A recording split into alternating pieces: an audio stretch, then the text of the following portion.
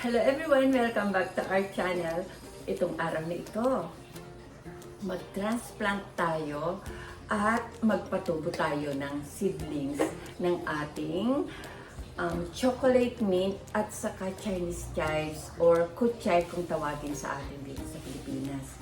Itong mga herbs kasi na ito ay napakaraming benefits para sa ating kalusugan. Kaya gustong-gusto kong magpadami ng ganito at gustong-gusto ko talaga magtanim. Kahit na umuulan, talagang sumilong na naman ako dito sa aking working area para lang makapag-harvest ng chocolate mint at saka makakuha din ng baby nitong ating Chinese chives. Nung nakaraan, meron na akong na-harvest. Ito yung kanyang bunga ngayon at bulaklak pero hindi pa nahihinog, hindi pa natutuyo. Pero meron na akong nakuha dito na itatanim na lang natin. Itong Chinese chives na to galing lang sa aking friend. Tatlong puno ito noon pero napadami ko na siya kasi ayan, 2 beses na second batch na ito na bulaklak. Yung unang bulaklak niya at nagbunga, itong mga nandito ngayon, ililipat natin ngayon sa ihiwalay natin mula sa mother plant. At yung nakuha naman natin na seeds, ayan, yung na-harvest natin na seeds last week, hindi ko na i-video. Yun ngayon ang itatanim natin dito sa mga na-prepare ko na lalagyan. At ito naman, chocolate mint. Magha-harvest pa lang tayo. Ayun sa nakikita nyo, nagbabrown na. Oh, nagbabrown na ang kanyang mga bunga. Kaya iha-harvest na natin para makapagbulaklak sila ulit ng bago. Kaya ito, nasaan na ba yung aking gunting? Ayun. Tanggalin natin ito. Deadhead kung tawagin. Pero, tatanggalin natin. Pero dapat may pakinabang. Yan. Kasi mapaparami natin ito. Magdadala din ako ng tanim ko na ganito sa gentry. Ayan, dito na natin ilagay kasi nandito na yung aking nilagyan ng pangalan. Yan. At date. Itong microwavable na ito. Yan. Dito natin ilagay para pag may nalaglag man ng kanyang seeds, tutubo na rin dito. Hindi masasayang. At kung sino man ang may gusto sa inyo at malapit sa aking lugar, dito lang sa Dasmariñas, Cavite, pag napatubo ko to, within 1 month, malaki na yun. Kaya, pwede ko kayo bigyan ng free. Mag-message lang kayo sa akin o ilagay niyo lang sa comment section. Kunin natin lahat na natuyo o nahinog na bunga nito. Ayan. Hindi pala nahinog. Okay. So, ito ganyan ang itsura ng ating nakuha. Ayan, yung mga nakuha natin. Tuyo na bulaklak. Pero meron ng siguradong bunga ito o meron ng siguradong seeds ito. Okay. So, ito ang una natin ilalagay sa ganito. Na-prepare na natin. Focus natin.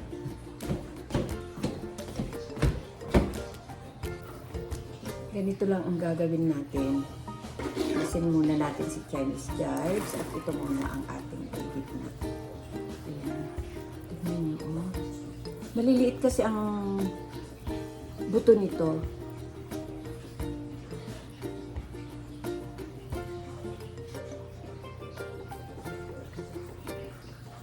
Pag may nakita na kayo na nagbabrown na ganyan, may seeds na yan, panigurado.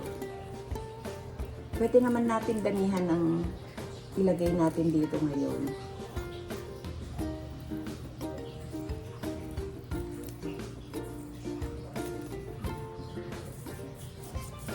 Ilabas natin mula dito sa bunga.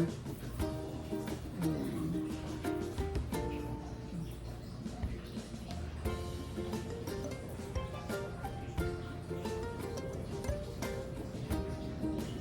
Ganyan lang kaliliit ang mga buto niya.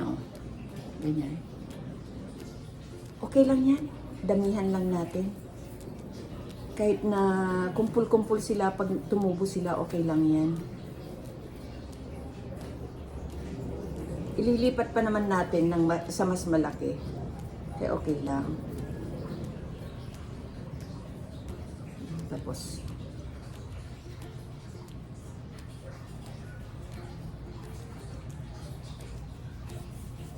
yan.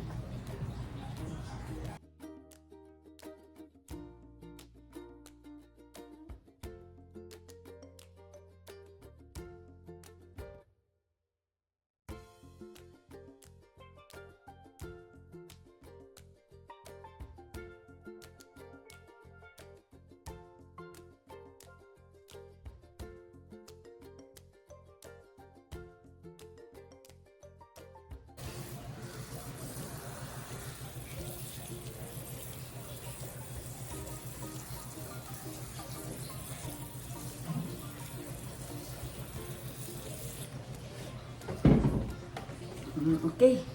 Okay na tong isa. Yeah.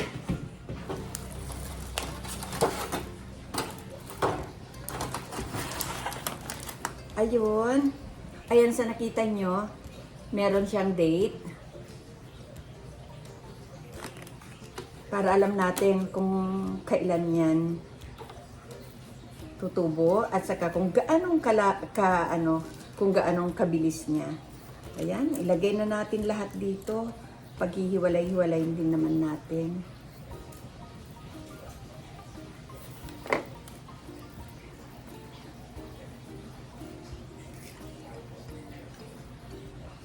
Yung iba, lagay din natin dito sa mother plant. Ayan.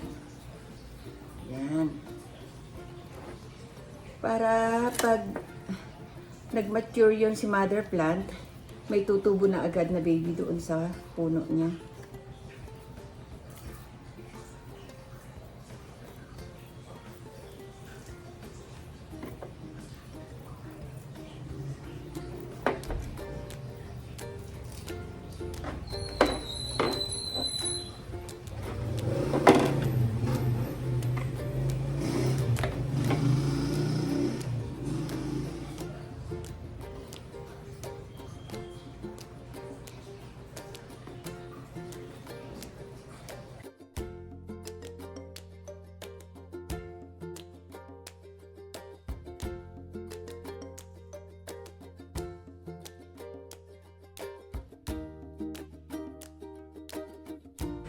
Tapos na itong ating chocolate mint.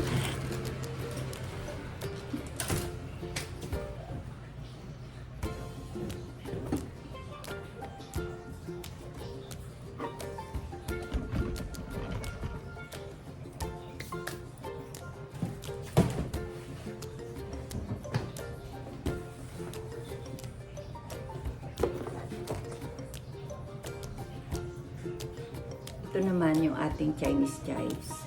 Yan. Ito yun. Oh, yan. Tignan nyo. Daming bunga. Mas nakikita natin ito ngayon.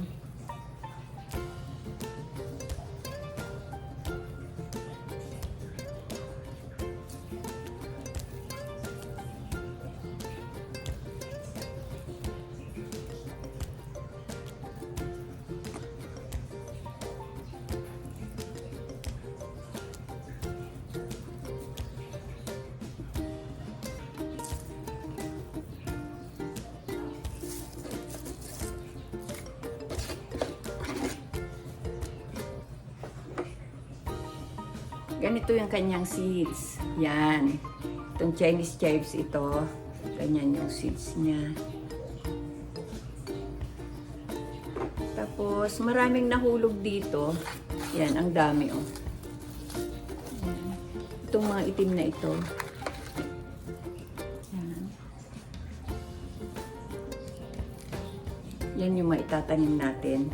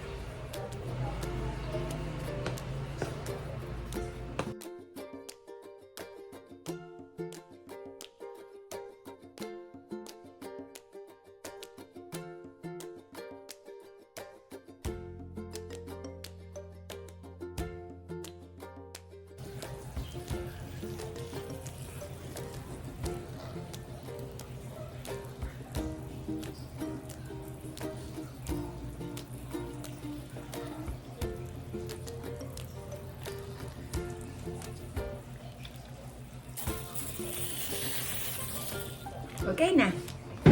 Tapos na tayo dito.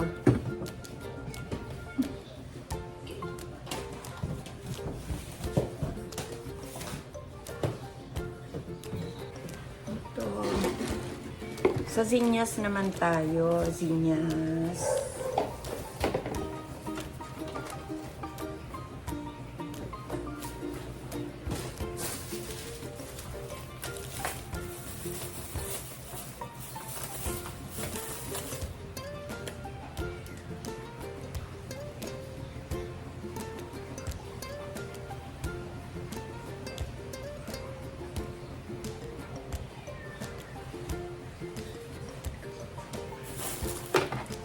Yan, zinnyas naman tayo.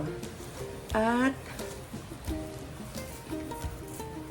ito yung mga na-harvest natin na bulaklak ng zinnyas. Isa-isain natin. Dahil nga apat ito, apat yan. Yan, apat. Dito natin ilalagay. Okay lang yan, kahit na kumpul-kumpul. Pag walay-walay na lang natin pag tumubo sila. Kasi nga, wala ako masyadong space, kaya kailangan natin magtipid ng lalagyan. Yan. Tapos,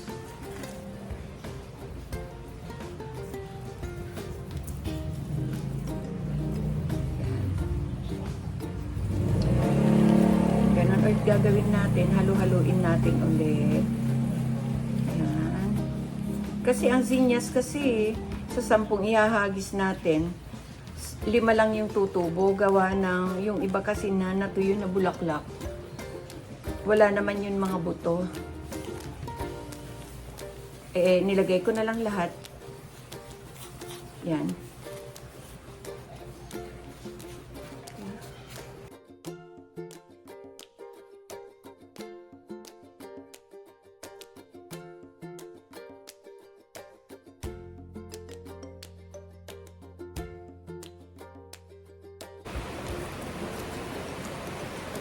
Ito yung Chinese chives na napatubo natin 1 month ago. Ayan, ganito na siya kalalaki.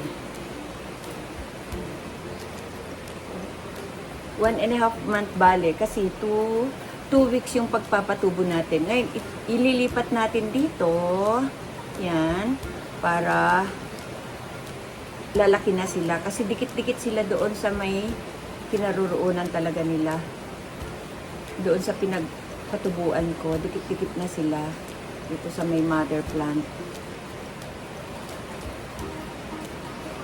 4 kasi ito, kaya nilagay natin dito sa taksulok, dito sa square.